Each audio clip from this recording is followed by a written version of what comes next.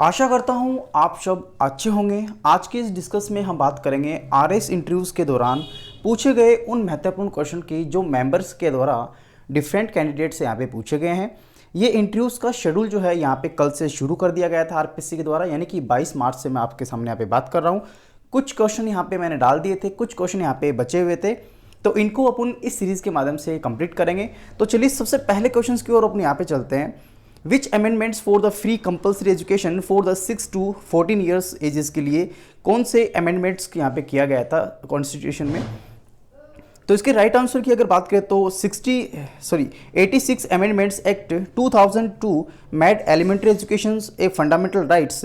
The newly added articles 21 first declare that the state shall provide the free and compulsory education to all childrens of the age of the 6 to 14 years, यानी कि 6 से लेके 14 साल के बच्चों के लिए कंपलसरी एजुकेशन फ्री ऑफ यहाँ पे रखा गया है इस कॉन्स्टिट्यूशन में।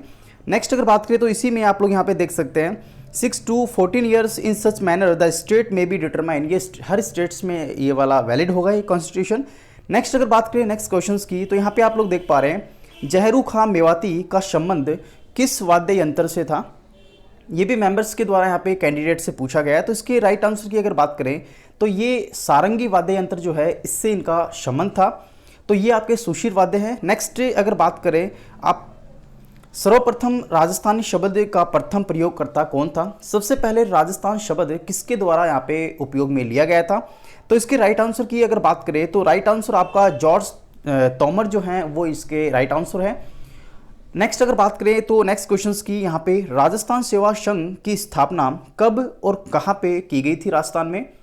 तो सबसे पहले मैं आपको बता देता हूँ ये सभी क्वेश्चंस के जो आंसर है ये मेरे द्वारा यहाँ पे डिजाइन किए गए हैं। कैंडिडेट्स के द्वारा डिफरेंट आंसर यहाँ पे दिए गए थे, लेकिन मैं राइट आंसर को यहाँ पे लेके आपके सामने यहाँ पे डिस्कस कर रहा हूँ। तो यहाँ पे 1919 से और आपका वर्धा से यहाँ पे इसको स्टार्ट किया गया था। नेक्स्ट अगर बात करें नेक्स्ट क्वेश्चंस की, तो अरावली का तारागढ़ शिखर किस जिले में स्थित है? तो राजस्थान के अजमेर जिले में ये अरावली जो शिखर है आपका अजमेर जिले में स्थित है। नेक्स्ट अगर बात करें नेक्स्ट क्वेश्चंस की, तो आपके सामने यहाँ पे नेक्स्ट क्वेश्चन, सबसे प्राचीन प्राकृतिक झील कौन सी है राजस्थान की? तो राजस्थान की सबसे प्राचीन, या फिर मैं आपको सामने यूँ कहूँ कि आर्टिफिशियल जो लेक्स है, तो सॉरी नेचुरल लेक्स आप इसको कहेंगे, तो यहाँ पे राजस्थान राज्य के अजमेर जिले में पुष्कर कस्बे में ये स्थित है और इसको यहाँ पे पवित्र हिंदुओं का झील भी यहाँ पे कहा जाता है। इस प्रकार के हिंदू के अनुसार ये एक तीर्थ है जिसमें पौराणिक दृष्टिकोण से इस झील का निर्माण भगवान ब्रह्मा जी के द्वारा यहाँ पे करवाया गया था। इस कारण इस झील के निकट एक ब्रह्मा जी का मंदिर भी यहाँ पे बनवाया गया है। देखिए आंसर के अंदर कुछ यहाँ पे मिस्टेक हो मेरे द्वारा किसी क्वेश्चंस के आंसर में, तो आप लोग यहाँ पे कमेंट बॉक्स में कमेंट करके मुझे सजेस्ट कर सकते हैं, मैं उसको यहाँ पे त्रुटि को संशोधित कर दूंगा। अगले क्वेश्चंस की ओर अब यहाँ पे बढ़ते हैं जो मेंबर के द्वारा कैंडिडेट से यहाँ पे पूछा गया है। तो यहाँ पे अगला क्वेश्चन आपका जो है वो आपका एक एरिया स्पेसिफिक, या फिर आप कह सकते हो कि सब्जेक्ट स्पेसिफिकेशंस के रिगार्डिंग में यहाँ पे पूछा गया है। तो what is the frequency of Rajasthan and India in term of the electricity? ये स्टूडेंट्स यहाँ पे साइंस से बिलोंग करते हैं, तो इस प्रकार के क्वेश्चन इस प्रकार के स्टूडेंट से पूछे गए हैं। तो इंडिया की फ्रीक्वेंसी या राजस्थान की फ्रीक्वेंसी की बात करें तो 50 हर्ट्ज है, जो कि इंडिया और राजस्थान के अंदर सेम ही है। नेक्स्ट क्वेश्चन यहाँ पे मेंबर के द्वारा ये टेक्निकल क्वेश्चन पूछा गया है जिसमें किसी भी परिपथ में धारा का प्रवाह होने का कारण मुख्य क्या होता है? तो अगर मैं बात करूं किसी भी इलेक्ट्रिसिटी फ्लो की, तो वो आपका बेसिकली इलेक्ट्रॉन जो होते हैं किसी भी कंडक्टर में फ्री ऑफ, तो उसको यहाँ पे जब एक्सटर्नली फोर्स या लगाया जाता है या फिर एक्सटर्नली वोल्टेज या विभव इस पे लगाया जाता है, तो इसके अंदर जो इलेक्ट्रॉन्स होते हैं वो अपने वन डायरेक्शनल होकर यहाँ पे मूवमेंट करने लग जाते हैं, जिसके जो मूवमेंट्स की अवस्था की अगर बात करें तो वो एक चार्ज फॉर्मेट में डेवलप कर देते हैं और उस चार्ज को यहाँ पे transfer one form to the another form करते रहते हैं। ये सभी प्रोसेस जो है आपका कंडक्टर ही में ही होता है, किसी भी प्रकार के कुचालक में ये चीज़ संभव नहीं है। ये यहाँ पे सब्जेक्ट स्पेसिफिकेशन से लेके यहाँ पे क्वेश्चन पूछा गया है जो कि साइंस से ये स्टूडेंट बिलोंग करते हैं। अगले क्वेश्चंस की भी बात करेंगे तो ये भी साइंस का ही यहाँ पे क्वेश्चंस है। तो यहाँ पे भारत में विद्युत का प्रोडक्शंस कितने वोल्टेज पे यहाँ पे किया जाता है? तो इंडिया का जो इलेक्ट्रिसिटी प्रोडक्शन जो है वो आपका 11 केवी पे किया जाता है। हालांकि इससे आप लोग ट्रांसफार्मर की हेल्प से आप लोग स्टेप अप स्टेप डाउन इस वोल्टेज को कर पाते हैं, लेकिन मोस्ट ऑफली अगर बात करें तो प्रोडक्शन जो है राजस्थान का या फिर इंडिया का, तो वो आपका 11 केवी पे ही यहाँ पे प्रोडक्शन है। नेक्स्ट क्वेश्चन की बात करें तो यहाँ पे संविधान सभा में संविधान निर्माण के लिए राजस्थान से हस्ताक्षर करने वाले पहले व्यक्ति कौन थे और इनका संबंध राजस्थान के किस जिले से है? तो ये क्वेश्चंस भी यहाँ पे एरिया स्पेसिफिकेशन क्वेश्चन से पूछा गया है, जिस एरिया से बिलोंग करते थे उसी एरिया से ये क्वेश्चन भी यहाँ पे पूछा गया है। तो इसके राइट आंसर की अगर बात करें तो बलवंत महता जो है सबसे पहले हस्ताक्षर करने वाले थे राजस्थान की ओर से, और ये आपका उदयपुर से बिलोंग करते हैं। अगर इससे संबंधित कुछ जानकारी की ओर बात करें तो यहाँ पे संविधान सभा की अंतिम बैठक जो है संविधान निर्माण के लिए 24 नवंबर 1949 में की गई थी, जिसमें 284 लोगों ने इस रेफरेंडम पे साइन किया था, यानी कि इस प्रपत्र पे आपका साइन किया था, जिसमें राजस्थान के बलवंत महता थे और उदयपुर से ही बिलोंग करते हैं। अगले क्वेश्चंस की बात करें तो रसिक प्रिया कितने भागों में यहाँ पे विभक्त है, तो ये भी आपका एक सब्जेक्ट स्पेसिफिकेशन कैंडिडेट से यहाँ पे क्वेश्चन पूछा गया है। तो इस प्रकार के क्वेश्चंस भी आप लोग यहाँ पे देख सकते हो, अपने सब्जेक्ट से भी काफी यहाँ पे क्वेश्चंस पूछने को मिल रहे हैं। हालांकि कुछ क्वेश्चन मैंने आपको यहाँ पे पिछली सीरीज में अपलोड कर दिए थे। तो टोटल यहाँ पे 16 भागों में इसको यहाँ पे विभक्त किया गया है। नेक्स्ट क्वेश्चन की अगर बात करें तो सुरतिया नागतिया सह चाहते सब कोई किसकी पक्ति है, तो ये भी आपका हिंदी साहित्य या फिर हिंदी लिटरेचर से यहाँ पे संबंधित है। तो इसके राइट आंसर की अगर बात करें तो आप लोग यहाँ पे कुछ इस प्रकार से देख पा रहे हैं। किसी भी आंसर पे अगर मेरे द्वारा यहाँ पे त्रुटि आपको पाई जाती है तो कमेंट बॉक्स में आप लोग कमेंट कर दीजिएगा, किसी प्रकार की कंट्रोवर्सी आप लोग ना डेवलप करें। तो इसके राइट आंसर की अगर बात करें तो आपका तुलसीदास जो है वो इसके राइट आंसर होंगे। नेक्स्ट क्वेश्चंस की बात करें तो आपका रामानुजाचार्य के शिष्य का नाम यहाँ पे क्या है। हालांकि इसके आंसर में मैं थोड़ा कंफ्यूज हूँ, आप लोग यहाँ पे इसके राइट आंसर को सजेस्ट मुझसे कर सकते हो। मेरे हिसाब से इसके राइट आंसर की अगर बात करें तो आपका रामानंद जो है वो इसके रामानुजाचार्य के शिष्य थे। हालांकि इसमें मैं इस क्वेश्चन के आंसर में काफ़ी यहाँ पे डिफिकल्ट से फील कर रहा हूँ, तो आप लोग यहाँ पे इसके राइट आंसर को आप लोग मुझे सजेस्ट कर सकते हैं। अगले क्वेश्चन की ओर अब यहाँ पे बढ़ते हैं। तो अगले क्वेश्चन में आप लोग यहाँ पे देख पा रहे हैं कि ये आपका इन्वायरमेंट यानी कि कॉमनली आपका जो दैनिक विज्ञान है उससे संबंधित है।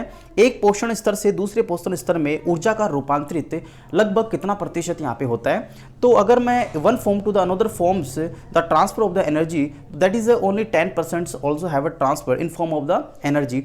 तो आप लोग कह सकते हो कि एक पोषण से दूसरे पोषण में आप जब चेंज करते हैं एनर्जी को तो वो 10% यहाँ पे उसका चेंज हो पाता है। अगले क्वेश्चंस की बात करें तो आपके कार्यालय में ऐसे समय के बारे में आपको बताना है जब आपको किसी व्यक्ति के साथ काम करना पड़े जिससे आपकी बिल्कुल भी मेल मिलाप नहीं हो या फिर आपकी उससे बनती भी ना हो, तो उस समय आप उस व्यक्ति को किस प्रकार से कन्विंस करेंगे, किस प्रकार से उस व्यक्ति को समझा के अपना कार्यालय के काम कार्यकाल जो है वो करवाएंगे। तो ये आपका सिचुएशनल क्वेश्चंस है। इस सिचुएशनल क्वेश्चंस के आंसर आप लोग भी अपने लेवल पे इसको डिजाइन कीजिएगा वीडियोस को पोस्ट करके। हालांकि मेरे हिसाब से अगर मैं इसके आंसर की बात करूं तो मेरे हिसाब से आंसर आप लोग यहाँ पे स्क्रीन पे देख ही पा रहे होंगे। तो इसके मेरे अकॉर्डिंग आंसर की बात करें तो मेरे पास एक प्रशासनिक टीम सदस्य जो लगातार मेरे विपक्ष में, यानी कि मैं कोवर्कर की बात कर रहा हूँ, जो मेरे बात से बिल्कुल खुश ना हो उससे मैं पर्सनल बात करूँगा। साथ ही उसके इंटरेस्ट, मेरे इंटरेस्ट और सर्विस के इंटरेस्ट को मद्देनजर रखते हुए उससे इस बात पर डिस्कस करूँगा कि किस मैटर पे इस बात को यहाँ पे रेक्टिफाई किया जा सकता है या फिर इसका सॉल्यूशन किया जा सकता है।